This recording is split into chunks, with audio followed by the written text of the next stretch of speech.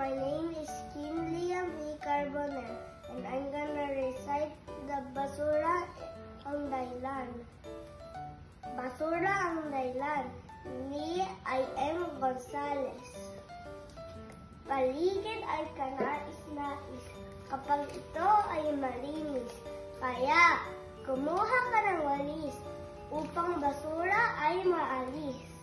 Tahanan at paralan, pati na rin sa lansangan, hindi dapat kalatan. Ito ay ating tahanan. Mga kanal ay ingatan upang hindi mabarahan. Baradong kanal ang dahilan mga baha sa ating bayan. Lagi sanang maalala, saan man tayo magpunta. Sa pagtatapon ng basura, kailangan ang disiplina.